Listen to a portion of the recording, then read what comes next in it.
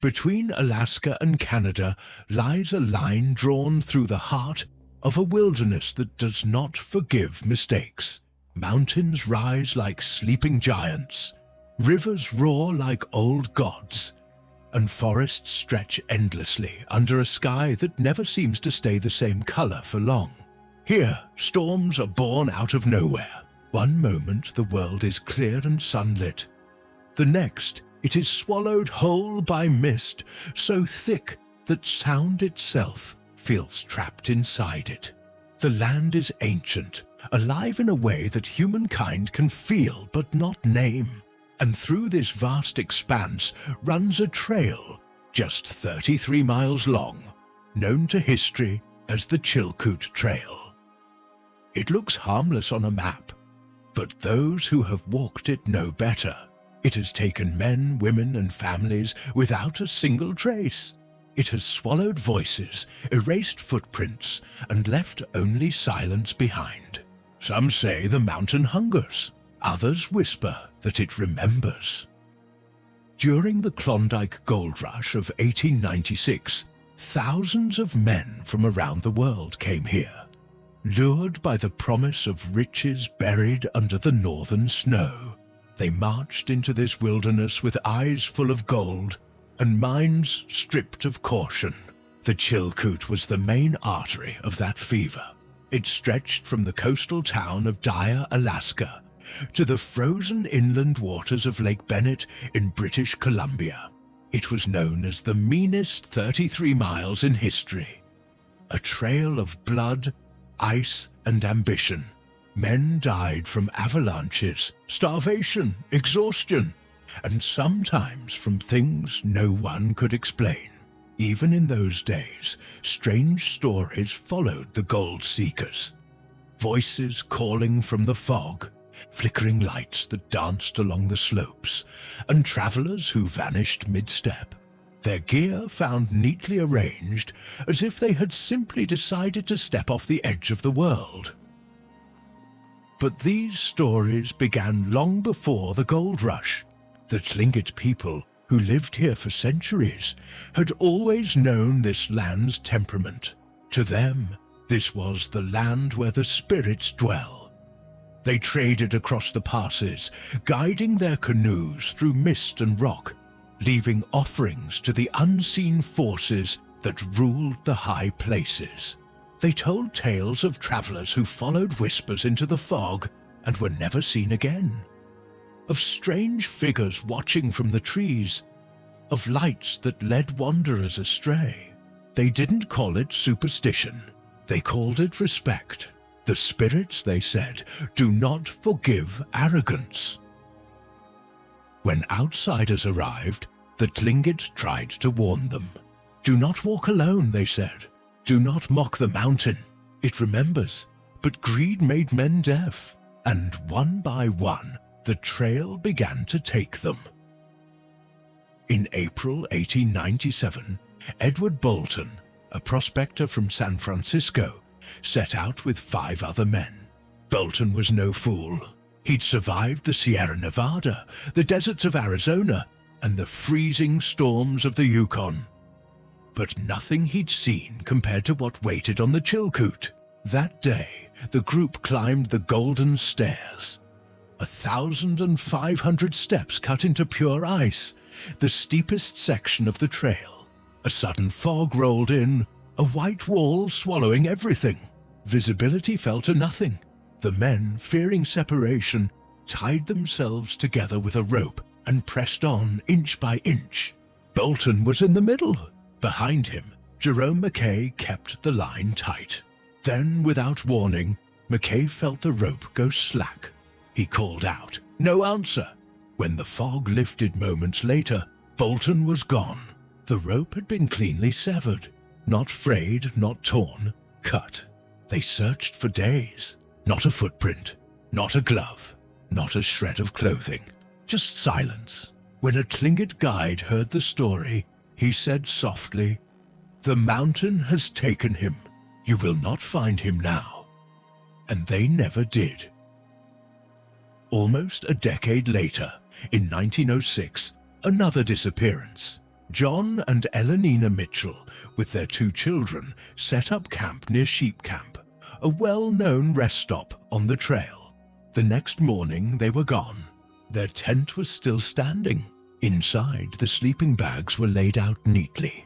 A pot of stew hung over the ashes of a fire that had burned out hours before. All their belongings, money, tools, food were untouched. A hiker passing by the evening before had seen them alive, laughing beside the flames. He also recalled something strange. Soft lights moving in the forest behind them, drifting like lanterns, silent and deliberate. He assumed they were other campers. Later, when the search parties found nothing, his memory kept him awake for years. Time turned the gold rush into history, but the mystery didn't fade. The Chilkoot Trail became a hiking route for adventurers, history lovers, and dreamers chasing the ghosts of fortune. Yet every few decades the mountain reached out again. People vanished, not in storms or blizzards, not in the chaos of accidents, but in moments of calm, when nature itself seemed to be holding its breath. Rangers began collecting stories. Many spoke of an oppressive stillness that settled in certain areas, especially near the summit and around Sheep Camp. Some felt eyes on them when they were alone. Others heard footsteps pacing them through the fog, and some saw distant figures walking the ridgelines, only to watch them dissolve into mist. In 1972, Ranger Thomas Keller was on patrol near Long Hill when he met a lone hiker in a bright red jacket. They exchanged nods, a brief moment of human connection in the wilderness, and continued on their ways. 3 hours later, Keller was on his return trip when he saw the same red jacket again, 50 yards off the trail. The figure was still half hidden behind trees. Keller called out. The man didn't move. As Keller approached, the shape seemed wrong, the arms too long, the stance unnaturally stiff. The closer he came, the more the figure blurred, as if out of focus. Then it stepped behind a tree and vanished. Keller searched the area. Nothing. The terrain was open. There was nowhere to hide. Later, he wrote in his report that the experience left him uneasy in a way he couldn't explain. He was not a man prone to imagination, but he never forgot that encounter. 2 decades later, in 1990, 5 college students from the University of Washington decided to hike the trail. Among them was Mark Davidson, a seasoned outdoorsman. On their second day, as they neared the summit, Mark led the group about 30 feet ahead. The weather was clear, the sky a flawless blue. He rounded a bend. When his friends followed seconds later, he was gone. The path there was narrow, a cliff to one side, a drop to the other. No footprints, no rope, no sound. Search and rescue combed the area for 5 days. Nothing. 2 of Mark's friends later admitted they had the same dream the night before. Mark walking through a glowing doorway, suspended in air. They laughed about it then. They didn't laugh afterward. Some hikers still report seeing a red-bearded man with a blue backpack standing on distant ridges, watching silently until the fog swallows him. Every story added a layer to the trail's legend. The pattern was always the same. Clear weather, brief absence, no trace. Those who disappeared were often experienced hikers, not amateurs. They vanished in seconds, sometimes while their companions were looking straight at them. Local elders, when told about these reports, nodded knowingly. "There are thin places on the trail," one said. "Places where the worlds touch. When the fog comes, those who are not careful can slip through." She spoke of rituals, small offerings left along the path, protective charms carved from bone, soft songs whispered into the wind. "The white men ignored our warnings," she said. They built their trail over the sacred places. The mountain remembers. Scientists offered explanations.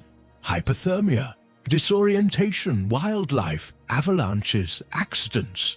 But those explanations grew thin against the sheer number of inexplicable cases. Some researchers noticed how many of these disappearances fit a broader pattern. Vanishing across North America's national parks, where the conditions made no logical sense.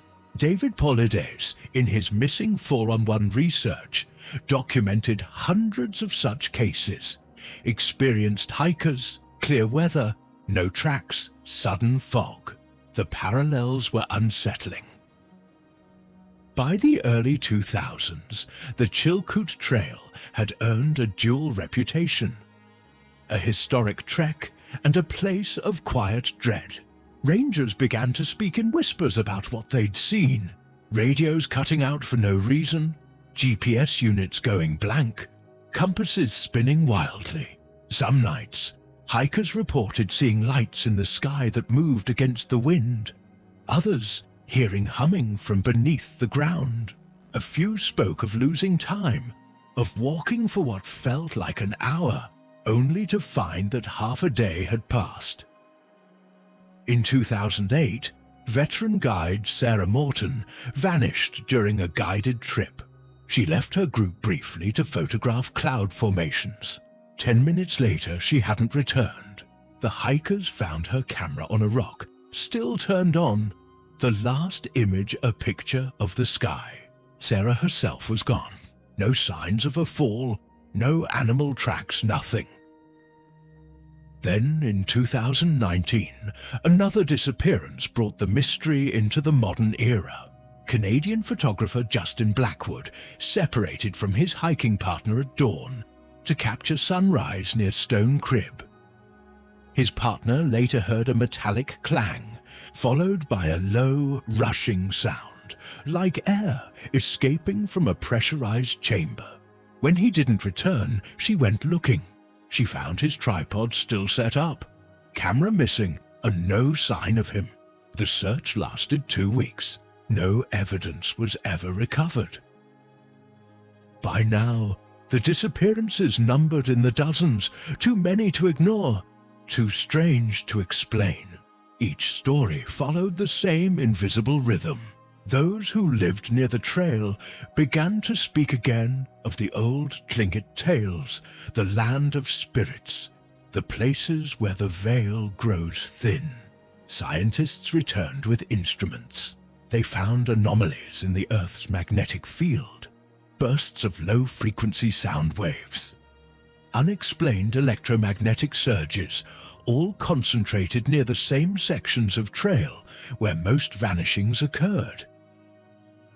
But numbers and readings did nothing to quiet the unease. The Chilkoot was not just dangerous, it was something else, something alive. The more scientists tried to measure the trail, the stranger it became. Instruments failed without warning. Magnetic readings spiked and vanished. Sound recorders picked up deep vibrations, long rolling hums too low for the human ear to hear, echoing through the valleys like the pulse of the earth itself. Geologists described the Chilkoot as a living fault line, a place where layers of rock and magnetic metals grind together, producing fields strong enough to bend compass needles. But even that couldn't explain the disappearances. Electromagnetism doesn't erase bodies. Static doesn't cut ropes clean through or turn experienced hikers into ghosts. Local rangers began keeping quiet records, handwritten logs of strange incidents. The patterns were uncanny. Nearly all the vanishings occurred in the same handful of locations. Near Sheep Camp, the Scales, Long Hill, and the Summit Ridge. These were also the areas where hikers most often reported the sense of being watched. Radios went silent there. Compasses spun, and people heard their names whispered by unseen voices. When these reports were cross-referenced with old Tlingit maps, something unexpected emerged. The hot zones of disappearances matched exactly with places marked in ancient tribal drawings as passage points. The elders called them thin places, boundaries between worlds where the skin of reality itself wears thin. In 2016, a research team from the University of Alaska set up camp along the trail for 6 weeks. They carried electromagnetic scanners, seismographs, and environmental sensors. The readings were unlike anything ever recorded in the region.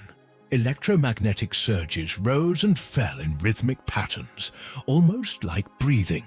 Bursts of infrasound, low frequencies below human hearing, rolled through the valleys at regular intervals, repeating every few hours. The researchers wrote, "While we cannot assign causation, these anomalies appear correlated with locations historically associated with unexplained disappearances." The report ended with a single, unsettling line. "Something unusual is happening on the Chilkoot Trail. Its cause remains undetermined." But the people who live near the trail don't need scientific reports. They've felt it all their lives. Old miners talk about nights when the wind sounds like voices crying. Hunters speak of fog that moves against the breeze, curling and reaching like hands. One ranger once described seeing a faint blue shimmer above the ground at dusk, like heat rising from pavement. When he stepped into it, his vision blurred and his ears rang as if the air itself were vibrating. He stumbled backward, dizzy, and when he looked again, the shimmer was gone. In 2011, a story surfaced that shook even the skeptics. Daniel Norris, a 29-year-old accountant from Seattle, vanished near the summit while hiking alone. After 2 weeks of intensive searching, the case was closed. Then, 3 days later, he walked out of the forest near Dyer, the starting point of the trail, disoriented and weak. He remembered nothing. He carried no gear, wore the same clothes he'd vanished in, and somehow bore no signs of frostbite or hunger. His footprints began at the tree line, just appearing from nowhere. Friends said he was different afterward, quiet, distant, his eyes always scanning the horizon, as though listening for something. He quit his job, moved into a small cabin near the trail, and spent his days painting surreal landscapes filled with doors hanging in empty skies. He called the series The Spaces Between Places. Then there was Rebecca Hayes, 1983. She disappeared while collecting water from a stream and reappeared 36 hours later in the same spot, her clothes dry though it had rained for 2 days straight. She said she had walked through a forest where the trees grew sideways, where the sky looked like water and the ground like clouds. She met people there, tall and faceless, who spoke in sounds she felt in her chest instead of hearing with her ears. When she woke, she was back by the stream. She never camped again. Some dismissed these accounts as hallucinations, but the details repeat too often to ignore. The lost time, the strange lights, the silent air, the feeling of being pulled somewhere else.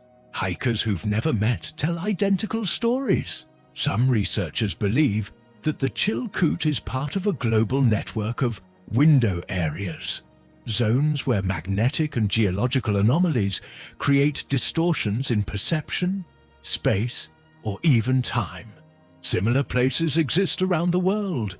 The Bridgewater Triangle in Massachusetts, Skinwalker Ranch in Utah, the Hoia Baciu Forest in Romania.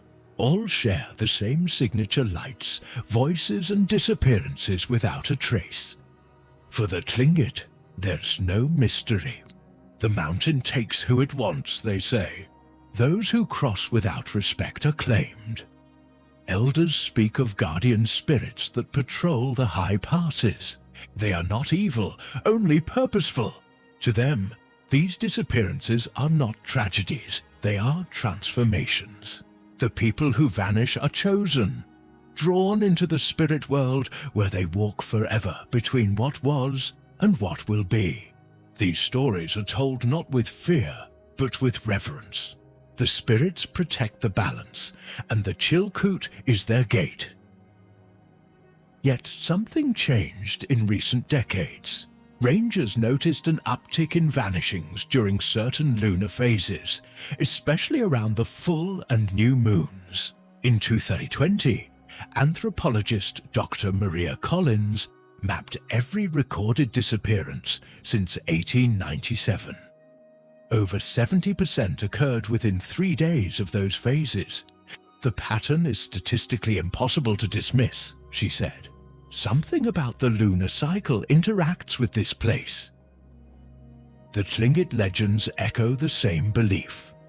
The moon opens the veil between worlds. When the light is strongest or when it disappears entirely, the boundary weakens. Some hikers who make it through speak of losing time. They check their watches and find hours missing, though they remember every step. Others report the opposite. Long stretches that feel like days, but register as minutes. Some describe dreams so vivid, they wake believing they are still walking the trail. One man claimed he saw a second version of himself in the mist, moving parallel to him, always facing the other direction. When he stopped, it stopped. When he turned, it turned. Then it smiled and vanished. What makes the Chilkoot so unnerving is not just the disappearances. It's the silence that follows them. The trail doesn't offer answers. It doesn't explain or reveal. It just takes. The families of the missing come to the trailhead, leave flowers or small stones, and stand listening to the wind. Some swear they hear voices calling faintly through the valley, names whispered and carried away. Others feel nothing, only a cold emptiness that sits beneath their ribs and never leaves. Technology hasn't changed that. Modern hikers carry GPS trackers, satellite phones, emergency beacons, devices that should make disappearance impossible. Yet when things go wrong on the Chilkoot, those devices often fail. Batteries drain instantly, signals vanish, camera glitch. Some show distorted images, streaks of light, faces in the fog, human shapes where no one stood. In one recovered video, the sound abruptly cuts out and a high-low hum replaces it, pulsing steadily before the recording ends. The hiker who took that footage has never been found. In 2015, a group of experienced mountaineers decided to document these stories scientifically. They placed motion sensors and cameras along key sections of the trail. Over 3 weeks, the devices recorded strange phenomena. Brief flashes of light, heat signatures with no visible source, sudden temperature drops of 20 degrees in less than a minute. But the most disturbing footage came from a camera near Sheep Camp. For 12 seconds, it captured what appeared to be a figure walking along the ridge, tall, elongated, shimmering like a heat mirage. As the mist thickened, the figure paused, turned toward the camera, and dissolved. The device shut off a second later. The data log showed a burst of electromagnetic interference so strong it erased the camera's memory card. To some, these are coincidences. To others, evidence. But whether the cause is supernatural or scientific hardly matters. The trail remains what it has always been, a place that devours certainty. For those who've walked it, one sensation returns again and again. The feeling of being watched, not by animals or people, but by the land itself. The Chilkoot has a presence. It breathes. Sometimes, in the middle of a clear day, the wind stops entirely. The forest goes silent. Even the rivers seem to hold still, waiting. And in that stillness, a thought comes unbidden. Maybe the trail is aware. Maybe it knows you're there. If you were to walk the Chilkoot yourself, you'd begin among trees and moss, the path soft beneath your boots, the air sharp with pine. But as you climb higher, the forest thins, the light shifts, the air feels heavier, denser, like water pressing in on all sides. The silence grows thicker until every sound, your breath, your heartbeat, seems too loud. Then the fog begins to roll in, slow and deliberate, wrapping the mountains like a shroud. It's said that when the fog touches you, the mountain notices. That's when you must not stop, must not speak, must not look back. The Tlingit believe the trail listens. They still leave offerings along the path, small stones, feathers, bits of food, to show respect. They say it keeps the spirits calm. Some rangers quietly do the same, though they'll never admit it in official reports, because even now, despite modern science and data and logic, there are moments on the Chilkoot when the world feels thinner, when the air itself seems to hum with something alive. Every few years, another hiker disappears. Each time the search is thorough. Each time nothing is found. No bodies, no clues, no evidence. Just another name added to the list, another echo in the mist. The authorities remind people that statistically, the trail is safe. Thousands complete it every year. But statistics mean little to those who know its history. Somewhere between Dyer and Lake Bennett, between the first step and the last, something waits. Perhaps the mountain doesn't kill. Perhaps it collects. Some believe the Chilkoot holds the lost within itself, in some dimension just out of reach. Others think it's a tear in the fabric of the world, a place where time and space fold together, where a single misstep can take you elsewhere. The truth may never be known. The only constant is the silence, the way the wind carries whispers that sound too much like words, the way shadows seem to move when no one is there. The Tlingit elders say that when you walk the Chilkoot, you must walk with humility. Do not challenge the mountain. Do not mock the fog. Speak softly. Acknowledge the spirits, even if you don't believe in them, because belief is not the point. Respect is. They say the trail remembers everyone who's ever walked it, and sometimes it remembers too well. Each year, new hikers lace their boots, strap on their packs, and set out across those 33 miles of history. Most will finish, tired and proud, with stories of cold rivers and breathtaking views. But a few will feel something else, an unease that follows them home.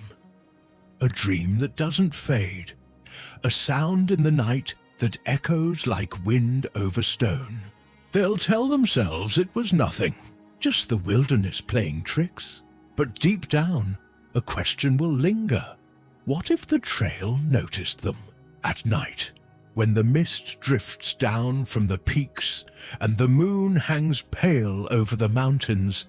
Locals say you can hear them, the lost ones. Faint voices carried on the wind, footsteps crunching on gravel that isn't there. Laughter that fades into the dark. They say the Chilkoot keeps walking even when no one is on it, that somewhere beyond sight, those who vanished still move along the path, forever climbing, forever crossing the thin space between worlds. Between Dyer and Lake Bennett lies only 33 miles of earth, but for over a century those miles have swallowed people whole. Maybe it's science, maybe it's something older than science. Whatever it is, it endures. The trail offers no answers, only questions, and sometimes another missing name. And as long as people keep walking it, the mystery will never end, because somewhere in the fog something still waits, watching, listening, remembering, and every so often it decides to keep someone,